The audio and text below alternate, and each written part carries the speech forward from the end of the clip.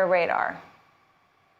You know, Nicole, this is an interesting company. I mean, if you look at the last 3 months, it's up over 65%. But this is effectively the rebranded company that was known as Cree.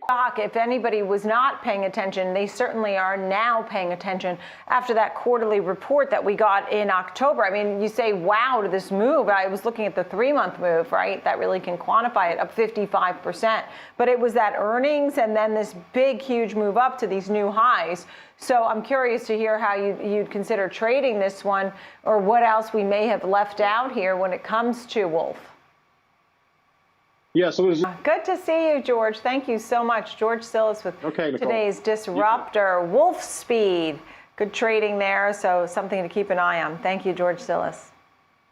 Coming up next, the three so much for joining us. So the 16th consecutive year of revenue growth.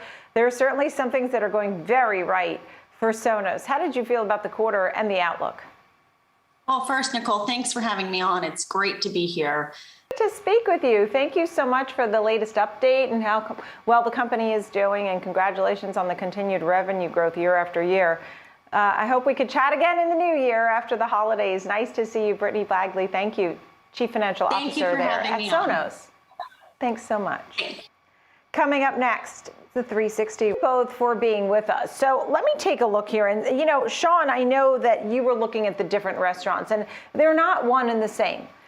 There seems to be, on your list, Sean, as you took a look, you were leaning more towards a name like Restaurant Brands, though you also found McDonald's and Starbucks interesting. What is it that you're looking for when you're searching for a winner? Yeah, I think as I look across my coverage right now, that there's makes sense. So, Nick, I know you're taking a look at the different groups. I found fascinating. You know, there was a time that wings were so expensive. Remember that? I remember that because I love chicken wings, particularly during football season. And now you said wing costs have actually started to come down. I saw that in one of the latest reports. I think it was beef and veal started to come back. So while gasoline's still high and a lot of other things for inflation, this was one thing that gave us a little relief. So Wingstop, you have DIN, which is IHOP, and Applebee's. Cheesecake Factory, Cake is the parent there. Tell me more, Nick, about some of these names that you seem to like better than others. Hey, even the larger cap names like Starbucks and McDonald's have actually out. With a broad brush earlier, Sean, but Restaurant Brands, which has Firehouse Subs. Isn't Burger King under that name too? Tell me, is that the one that you think has the best valuation of the group, or where would you put your money to work now? Yeah, I would say as I look across my coverage list, Restaurant Brands International. It seems like this is your best bet when you take a look at Restaurant Brands.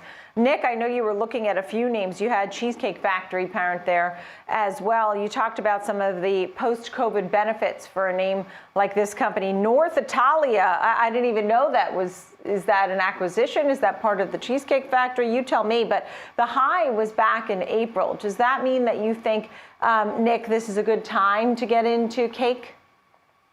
Absolutely, and I think you're basically buying cheesecake right now at a value. Of course, they're trying to get workers back into all of these places, as you both noted. Good to see you both, Nick and Sean. Thank you very much. A good conversation about some of these restaurant names that we keep focusing on. Nick Setien of Wedbush and Sean Dunlop of Morningstar.